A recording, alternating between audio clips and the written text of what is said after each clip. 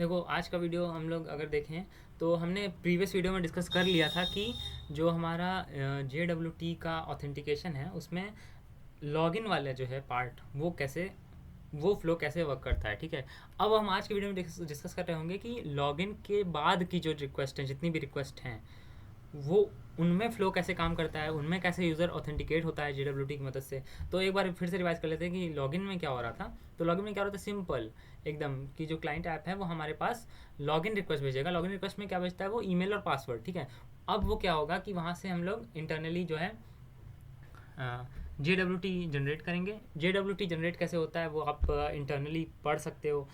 आप जानते हो कि भाई JWT कैसे जनरेट होता है।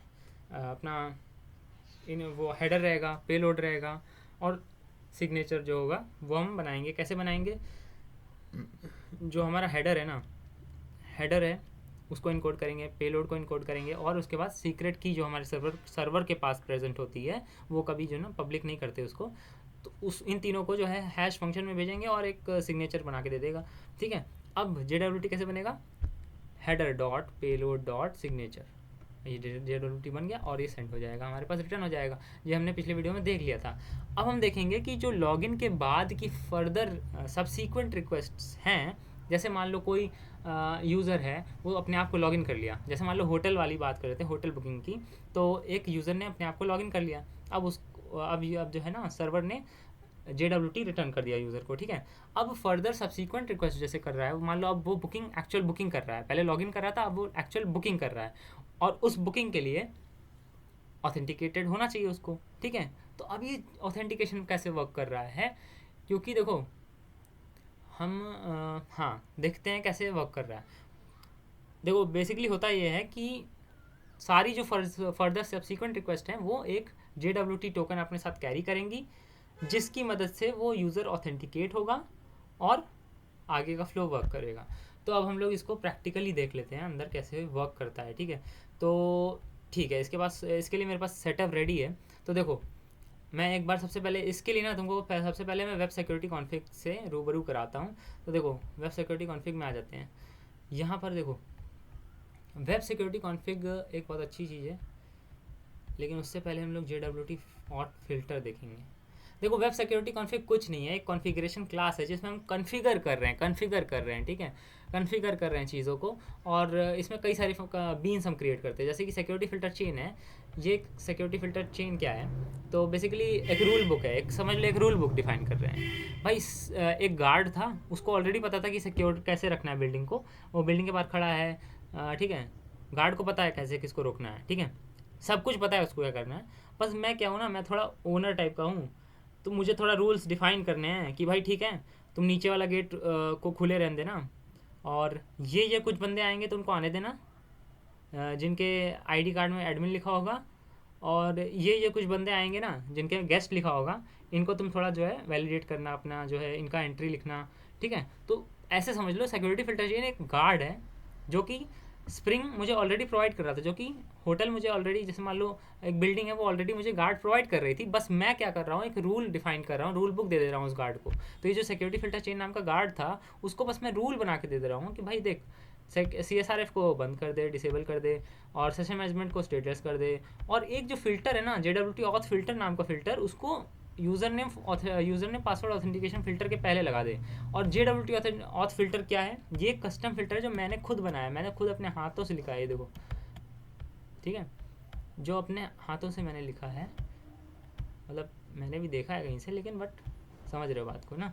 तो ये जो हमने खुद लिखा है, ठीक है, ये स्प्रिंग का इंटरनल कुछ नहीं है। ठीक है, ये मैंने खुद लिखा है, हम लोगों ने लिखा है।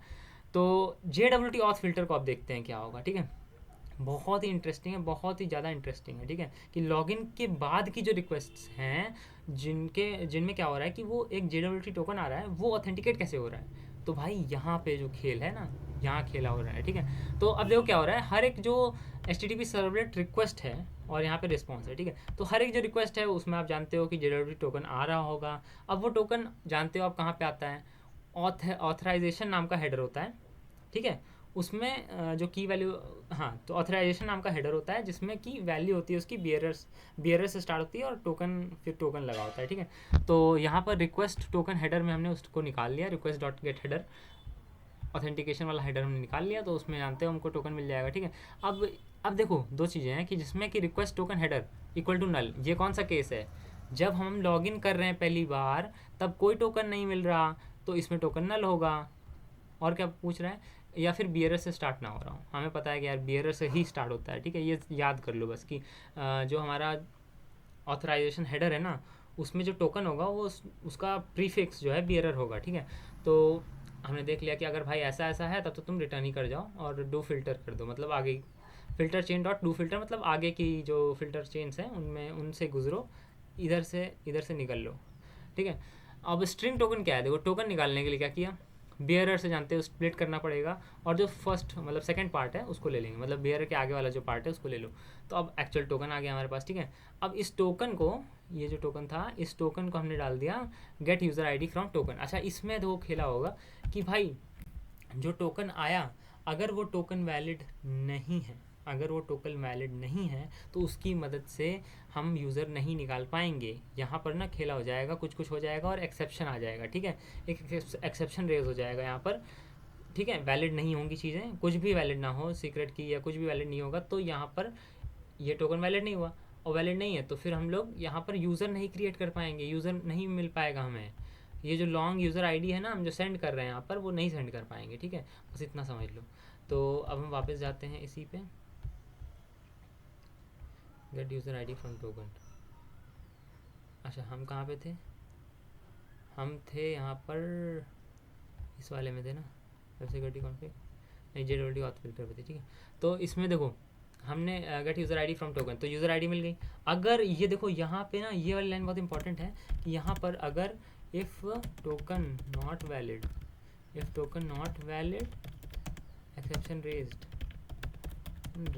समझ गए, एक्सेप्शन रेज हो जाएगा, ठीक है।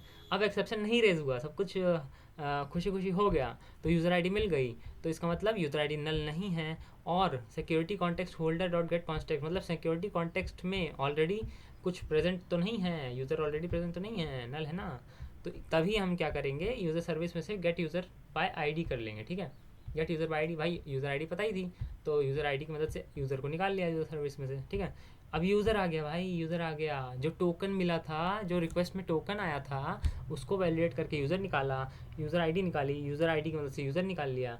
अब देखो क्या करेंगे, अब इस यूज़र को user name password authentication token बनाकर सिक्योरिटी कॉन्टेक्स्ट को पॉपुलेट कर देंगे। यहाँ पर ये देखो, user name password authentication token बनाया new user name password authentication token से, और बस ये यूज़र डाल दिया, ठीक है। बाकी हमें क्रेडेंशियल नहीं पता, हमें गेट अथॉरिटीज़ यहाँ से लेके बता देंगे, ठीक है। दो चीज़ डालनी होती है, क्रेडेंशियल, एक गेट अथॉरिटीज़, ठीक है, डाल दी। तो यहाँ से हमने क्या किया, हमने बना लिया एक user name password authentication token. अब ये जो ऑथेंटिकेशन टोकन है इसमें सेट डिटेल्स कर दी, ठीक है, और उसके बाद हमने सिक्योरिटी कॉन्टेक्स्ट में सेट ऑथेंटिकेशन टोकन, ये देखो यहाँ पर हम क्या कर रहे हैं, यहाँ पर हम सिक्योरिटी कॉन्टेक्स्ट को पॉपुलेट कर रहे हैं। सिक्योरिटी कॉन्टेक्स्ट क्या है, सिक्योरिटी कॉन्टेक्स्ट गेटिंग पॉपुलेटेड,